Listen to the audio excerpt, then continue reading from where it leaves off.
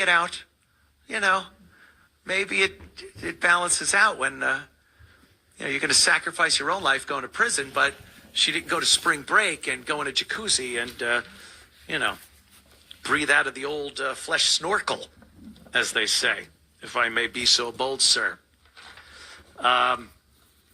So go to a hotel. And don't go to spring break, girls. Every guy wants to have some type of intimate relationship with you, and it's probably not going to bode well. That's why I didn't go to college, and every girl I knew never went to college. Because there's less competition with a bottle of Jack Daniels, some cigarettes, some Budweisers in your truck in the woods of Long Island. That's when you could really make some moves on a girl. Yeah, I'm talking Bob Seger night moves. Not a disgusting jacuzzi at the Jersey Shore or down in Miami or something. Anyway, my PSA, that's my public service announcement fulfilled for this day. We'll be right back. Don't you go anywhere. It's the Anthony Cumia Show. We'll be right back.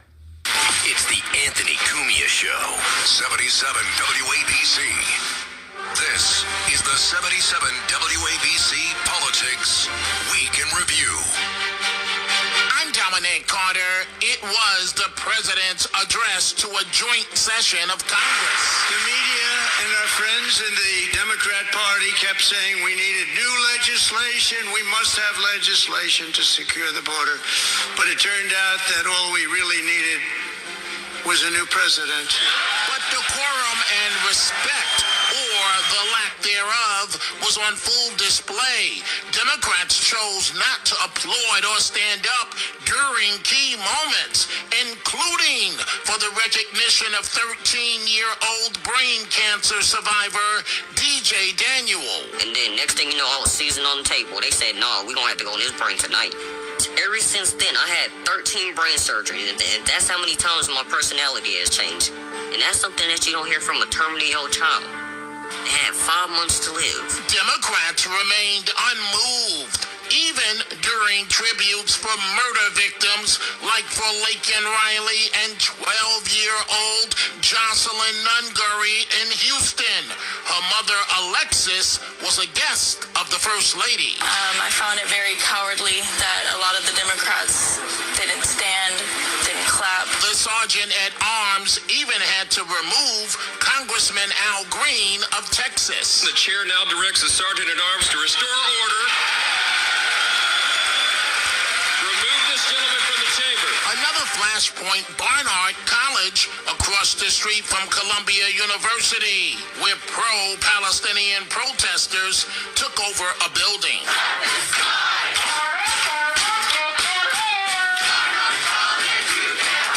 And that's politics for this week.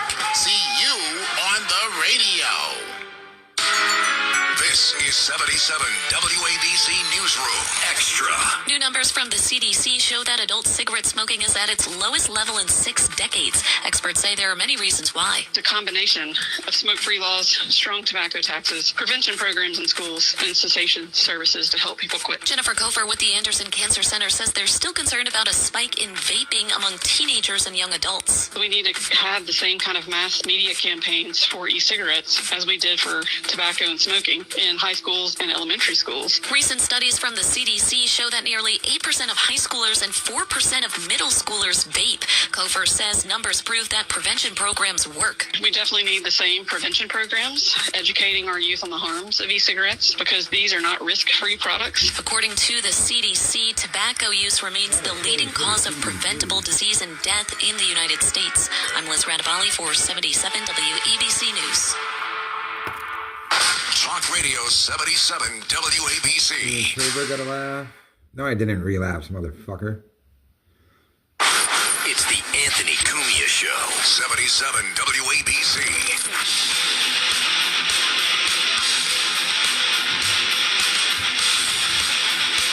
We are back at the Anthony Cumia Show right here on 77 WABC.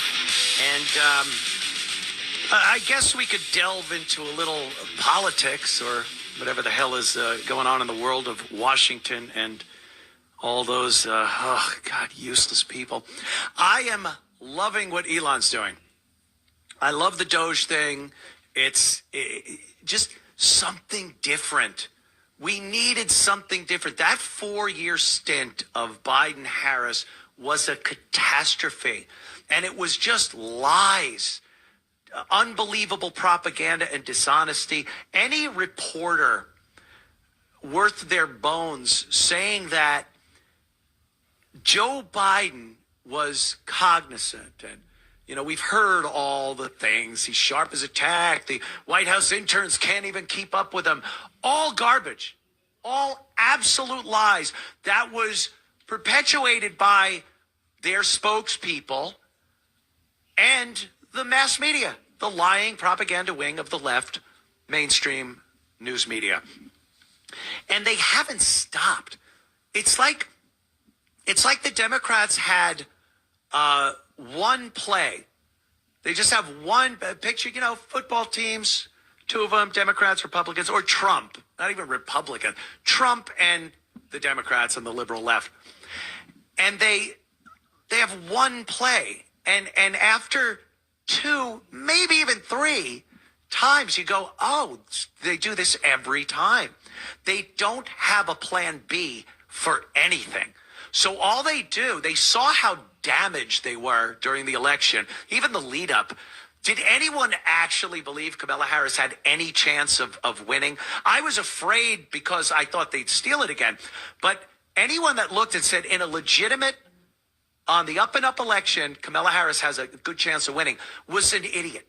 You're just a complete dope. It wasn't going to happen. But the media lied. The excitement behind Kamala Harris, she is a juggernaut. Look at her guy. You're like, I'm not seeing this. And they do the same thing they did with Hillary, the celebrities, the singers. Oh, Beyonce's coming up. No one cared. How much is the gas I'm pumping into my car? Is the border wide open? Are our allies supposed allies taking unbelievable advantage of us? Those are the important things, not Beyonce getting up and she wouldn't even sing.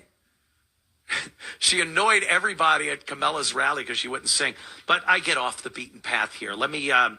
What I was talking about was the crime, the corruption, the stealing, the unbelievable misallocation and misappropriation of our taxpayer funds.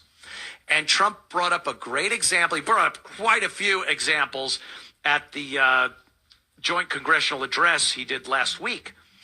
One that he brought up specifically was this $2 million scam involving Democrat Stacey Abrams out of Georgia. She was in charge of $2 billion. Her and another, in an organization that she was part of. But the Biden administration, right before checking out and Trump checking in, gave her and this organization $2 billion with a B dollars. And the plan is ludicrous for this money. It's an insanely big number. I mean, I don't know if people know billion, but if you have a pile of $1 million, it's 1,000 of those piles. You'd crap yourself if you saw one pile and it's $1 million. You go, wow, that's a lot of money. Now 1,000 piles in your yard, you're just looking at, that's 1 billion. There's 2 of those. That's a lot of money.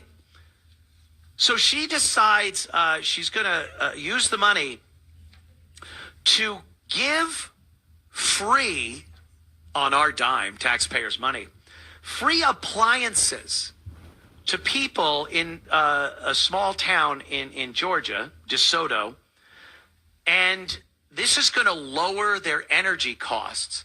And this is something she wanted to sweep the nation. And if you do a little math, this is in effing sanity.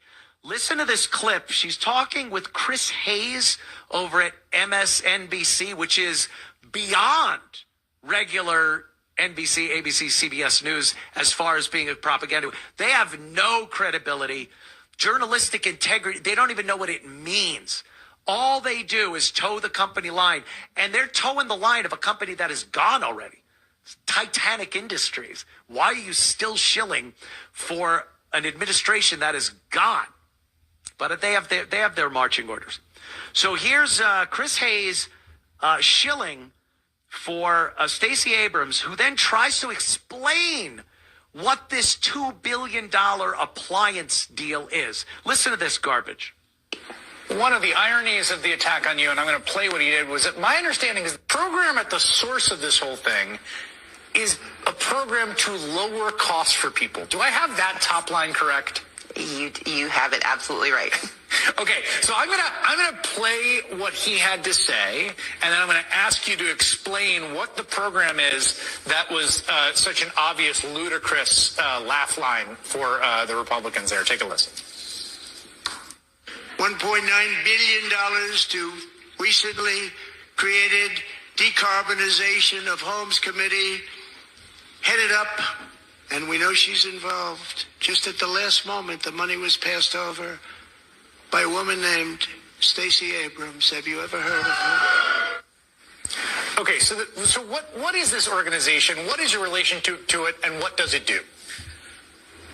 In 2023 and 2024, I led a program called Vitalizing DeSoto. We worked in a tiny town in South Georgia to demonstrate that by replacing energy inefficient appliances with efficient appliances, you can lower your costs. And in fact, we accomplished that.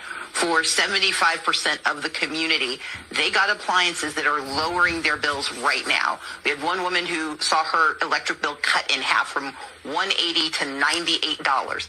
That's what we delivered.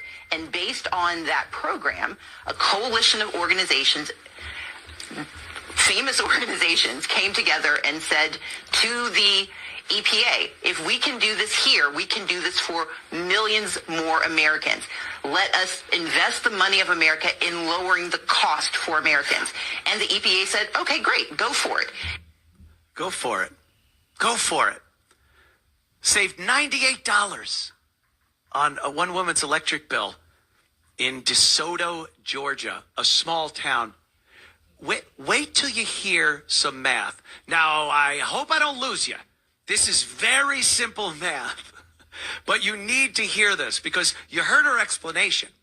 She was given about $2 billion to decarbonize the appliances. You have an old refrigerator, it's not as energy efficient as a new one. So Stacey Abrams and the EPA that gave her $2 billion are going to get these people new energy efficient, low carbon footprint appliances. Sounds great. $2 billion. Let's do a little math.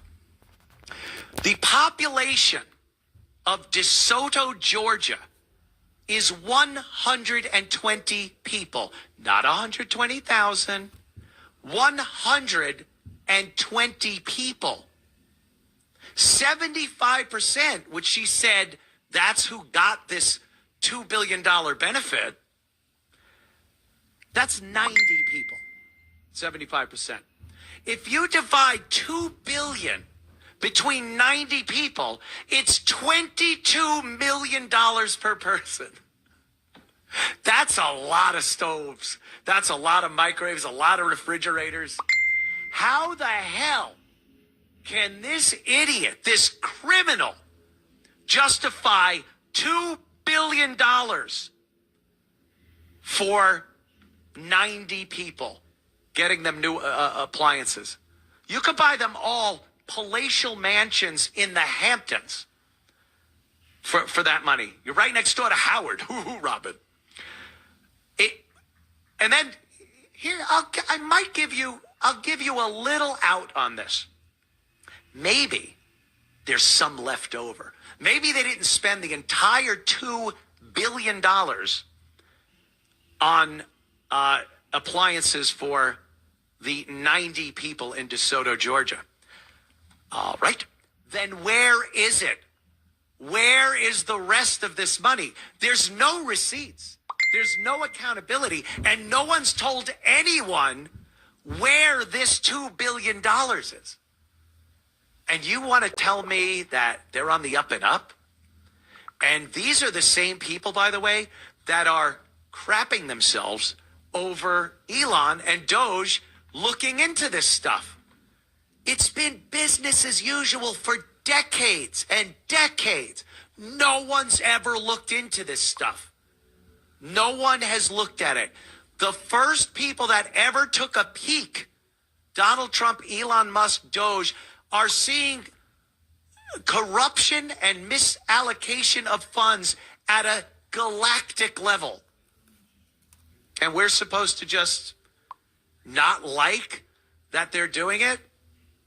They'll get on the news, Stacey Abrams and Elizabeth Warren and Maxine Waters, and all of them will get on TV and look you right in the face through the camera and say, Trump and Elon are trying to steal your money to give it to the rich corporations in these tax cuts. Donald Trump and Elon Musk are trying to steal your information. They want your social security number to have access to that. And then we see something like this, and who the hell are we supposed to believe? Honestly, are we really just supposed to believe that they're the good guys? When you see $2 billion disappear and the only receipts they might have is 90 people in DeSoto, Georgia that have some new stoves and a microwave or a washing machine, 22 million apiece. That you cannot account for that. And she's up there on MSNBC talking like she's defending herself, like she's coming out with some great stuff. Any lawyer would tell her to shut up. Are you out of your mind going on a news show and implicating yourself in this? Are you mental? And, there's Chris Hayes smiling. Yes, that's what we knew. We knew that Trump and Musk and Doge. This is what Pam Bondi needs to jump on. This is the stuff Pam Bondi needs to jump on. Not the... God, that Epstein file thing. Phase one, by the way, phase one. This is like, indict her, investigate this, get an indictment. And she's one in the huge crowd. They've all been playing this game. And we look at and talk about, they talk about all the time, how the hell do we have this huge deficit? This is why. We're paying money to criminals. That's where our tax money is going. So I would love to see something come of this. We see congressional hearings. We see these politicians, they get censured or they get chastised or whatever the hell other slap on the wrist punishment they give these politicians. But how do you defend this one? You better come up with $1,999,990,000, because I think the rest can maybe retrofit some appliances for 90 people. But unbelievable. This is what we're dealing with. And like I said, Bondi's got to jump on this. She has to come up with something big after this Epstein file debacle, which is exactly what it was. It was a publicity stunt. I think they thought it was going to be this big payoff. It was show business. This wasn't doing something that the American people looked at and said, wow, this is what we want out of our attorney general. It was a joke. She had these files. She didn't even know what was in it. She gives them to internet influencers who jump around in front of the White House like they just won the Publishers Clearinghouse sweepstake. And then they start putting it out to the public, and it's nothing. It's all redacted, And anything that wasn't redacted was stuff we had seen 1,000 times before already. And I've said this before, and mark my words on this one. You will never see the true damage and the people that were involved in that Epstein, a crime against humanity. You will never see it. And there's a reason. They've come out recently, and I guess Pam Bondi had said, well, we'll put these out, but stuff is going to have to be redacted for national security reasons. National security. So I'm being led to believe here, if it's a national security issue, that A, Epstein was a informant, a confidential informant to the FBI, or there are some really, really powerful people caught literally with their pants down. That perhaps Epstein was blackmailing them, had video or audio or pictures or all three. And it doesn't make sense for national security reasons that you'd have to keep this from the public. They've even had that for years with the Kennedy assassination. Well, there are still people alive. Who? Are they 110? Well, there are still, techniques that were used that are, shut up, whatever. But that was so long ago, and it involved the president. And you look at something like this and go, what could possibly be a national security issue with Epstein? And then I was thinking about it. It's no one thing. It's the whole thing. If some of the people involved in this, or most of the people involved in this were unbelievably powerful people in this country, Hollywood, Washington, how could you put a list out there with people that are still in unbelievable positions of power? Could you imagine? Like, you're not going to see this perp walk. Like, ladies and gentlemen, let's look. Oh my God, it's Steven Spielberg. He's being let out in an orange jumpsuit and chains around his ankles. Steven, what were you arrested for? Oh my goodness, look who's coming out next. It's Tom Hanks. Tom, you look great. What's your next motion picture? And can you do it from prison? Here's Lady Gaga, covered in child's blood. This is wonderful, Lady Gaga. You're never, ever going to see this. We'd love to. People should be held accountable. But do you think people in that position of power are going to be arrested? And not even because they don't want to get them in trouble or because they're powerful. They are so influential and have their roots dug in to this country and have so much to do with the economy of this country. Because really, what's keeping me from believing that every single powerful director, producer, and actors in Hollywood have something to do with pedophilia and trafficking and all the horrors we've heard over the course of the years? Imagine Hollywood shutting down because everyone that does anything of note is arrested. It couldn't happen. It's an industry that is so crucial to America, it becomes a national security issue. And now when you bring politicians into it, politicians that are still serving, they're still senators, they're congressmen, governors, mayor, whatever, at such a level that it would absolutely gut the government. That's a national security issue. You try explaining what else could possibly be a national security issue where they have to redact these papers, then it would be such an impact on everything. Morale. Never mind just economically, morale. Oh, we got nothing. They were all pieces of garbage. Yeah, I think that kind of, kind of looks bad and it kind of screwed the country up, and that might be why they're making it a national security issue. But that's why it tanked, and that's why Pam Bondi looked bad Go for something with real substance. Don't go for this, internet meme viral thing. Oh, look, we got we got some Epstein files that implicate who? The guy, the fat guy from Head of the Class that was smelling girls' feet at Nickelodeon?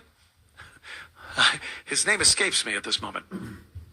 But, yeah. That guy, you're going to throw him to the wolves? Someone will get thrown under the bus, but it's not your huge, your huge names that you see 20 feet across on IMAX screens. None of those names. None of those names, my friends. So Pam Bondi's got to get on the ball and look at some of these politicians that are multi-millionaires on a $225,000, $250,000 a year paycheck from their service. Don't you love hearing that one? Whenever one of these politicians drop dead, it's so funny to hear the eulogies and the statements from other politicians. The sacrifice of service that he gave to this country. It's just so amazing that somebody cared so much to, how much was he worth? Oh, $200 million. What a service he did for the country. All criminals. Nancy Pelosi, Maxine Waters, again, another. There's a whole bunch of them that are just stinking filthy rich, and no one even knows how. And we have to argue and debate that maybe they shouldn't be able to buy stocks and commodities. These people that know everything that's going on in every business in the country, every new regulation that might help or hurt a company, and they're allowed to buy stock in those companies. And then Nancy Pelosi makes deals with stock deals for NVIDIA and other companies that about a year ago or so just went through the roof. Oh, did she know what the chip makers were going to do and how advantageous that was going to be to NVIDIA? Yeah, she did. And that should be looked into. Pam Bondi's got to get on that and make sure we convict, we indict and convict these people. Yeah, I want to see some of these very popular faces go to jail, and not in some sham trial like they put on for Trump. That was just trying to destroy and imprison and in some cases murder the opposition candidate. These are real criminals that committed real crimes against the American people. And Bondi's got to jump on that. Let's try to do something now that will make us forget about the Epstein file phase 1 debacle. We'll be right back in a minute. Don't go anywhere. Anthony Cumia Show. Seems everything costs more these days. Gas, groceries, and when's the last time you checked your wireless bill? Yikes. When it comes to big wireless, if you're staying, you may be overpaying. Here's how to get the same fast, reliable nationwide coverage without the big wireless bill. Switch to Consumer Cellular. Plans start at just $20 a month, and that's not a short-term promo. Our U.S.-based experts will get you switched and saving in about 20 minutes. Call 1-888-FREEDOM, visit ConsumerCellular.com or a store near you, and start saving today. Plans include $5 credit for auto pay and e-billing. Listen to this podcast now on the Red Apple Podcast Network. Cop Talk with Captain Ed Mamet and Detective Kevin Schroeder. Today's guest is George Venizelos, former FBI agent as well as a DEA agent. Would you say that 9/11 was the impetus for bringing the FBI closer to local law enforcement? I was like the person who tried to bring the FBI and the state police together because I was a DEA agent up there and I had a lot of friends in DEA, so I was kind of bringing everybody together. 9/11 did bring the country together as far as law enforcement. Maybe because of the organized crime families, the FBI viewed the local cops as being corrupt. It still happens from time to time because a lot of it gets classified and you really can't share it. So sometimes they get a bad rap for some of that. But back then it was worse. Organized crime, you have squads for each family because the organized crime have infiltrated everybody from the politicians, probably to state and federal. So there's always that need to be careful, need to know basis.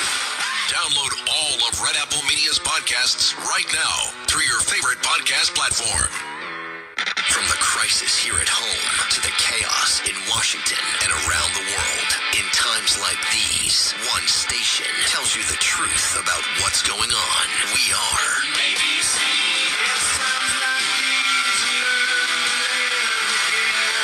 Entertaining and informative. And we've got the best lineup in talk radio.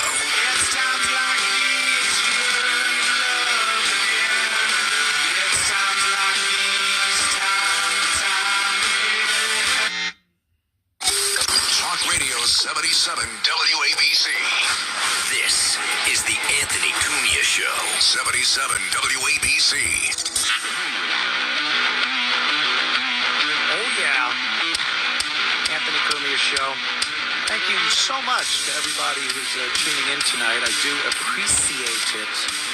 It's been quite some time since I've been on the terrestrial radio airwaves, and it's great. I am enjoying the living hell out of this, and your support is greatly appreciated. I got to touch on this thing because this Eric Swalwell, just imagine being able to walk around with your head up, held high, criticizing other people and what they do, when you actually had sexual relations with a Chinese spy named Fang Fang. He should have his head buried in the dirt every second of the day. Anyone asking him any question, they should shy away like a scared Yorkie. He should not be this confident. But these politicians, they're all just garbage like this. Chuck Schumer's another one. I mean, he's holding the job in New York like a pope. He will not leave. And he's done nothing but wreck this state. But Swalwell, Eric Swalwell, there's a clip of him saying that Musk, and this is one of the tropes and one of the things that they like trying to spread around in the media, again, the left-wing propaganda media, they run with it too, that Elon Musk is the president. Get it? Donald Trump is just, Jabba the Hutt sitting there. and Elon is the guy running the show. He's pulling the puppet strings. And the idea of that, especially coming off the heels of the Biden puppet show, is ludicrous. We're seeing Donald Trump working. Really, have you seen a president work harder? I don't care if you love what he's doing or despise what he's doing. Have you ever seen a president every single day? He's doing something. He's addressing the media. I've never seen this type of transparency since the first Trump administration, and this one's even more. They hid everything for the 4 years under Biden-Harris. And these Democrats like Eric Swalwell, they celebrated it. And his press spokeswoman sat there and lied every day about what his intention was, what his motivation was, how well he was doing his job as president. And now we're seeing a president who's doing something. And he's working with Elon Musk and Doge, not as a co-president. I don't even have to tell you people this. You must know it. If you were smart enough to find this show, you're smart enough to know that that's garbage. And I would hope so anyway. But here's Eric Swalwell talking about how Musk, and he's trying to make it funny. This guy's just such a comic. How Musk is the real president. And he dropped an F-bomb right at the beginning of this statement. And I'll have something to say about that, too. Let's listen to this clip of Eric Swalwell. What a week, huh? You know how weird this week was? I went to the State of the Union, and the president didn't even speak.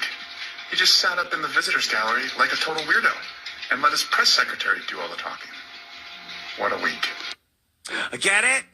Get it? Because Elon was up in the gallery and Trump was down there and... Ugh, shut up. Do you understand? We still don't know exactly who ran this country for 4 years under Joe Biden. We have no clue. Was it Obama? Was it globalists? Was it the Illuminati or so? We don't know.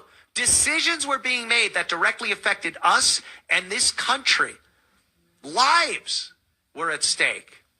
And we have no idea to this day who is actually pulling the strings. And this guy's trying to imply that Elon Musk is the head guy and Trump's his flunky. It's all they got. Like I said, they're playing one play. And they get plowed over every time they get up and do the same play again. And the American people are looking at this and going, no, no more. I know this is a bunch of garbage, and we aren't going to stand for it anymore. The other thing is the cursing. Like Donald Trump, it works for Trump. He went to the rallies and he'd start talking and he'd drop S-bombs and F-bombs, and it fit. That's Donald Trump. Donald Trump was a builder. He built buildings in Manhattan. Do you know what it took in the 80s to get a yard of cement into Manhattan? You had to sit down with the 5 families. He had to be able to make deals with the 5 families. It's natural for him to say, throw an S or an F-bomb out there every so often. These people just sound stupid doing it. And again, it's like memes. They can't meme. They try to be energetic. It looks stupid. They're doing a dance, a TikTok dance. They just come off looking terrible. The American people finally see it. And every day that goes by, we're seeing more and more of the lies. And we see right through this facade that they care about you. How do they care about you if they're robbing us blind? How do they care about you if they're looking at what Donald Trump and Elon are doing, trying to save the taxpayers' money, and say, we're the ones that aren't lying. They're lying. It's such nonsense. And I'm glad we woke up. I hope this isn't just a speed bump. I hope the Trump administration isn't just a speed bump to the next disaster. Ladies and gentlemen, I got to tell you, what a great time. My first show here on WABC Radio. And again, I want to tell everybody I appreciate all the support. I want to thank, of course, John and Chad. And of course, my good friend. Should I even say his name? Sid Rosenberg. Have a great night, everybody. And we'll see you next Sunday. This is New York's talk leader, the crown jewel of talk radio. WABC New York and 107.1 WLIR Hampton Bays.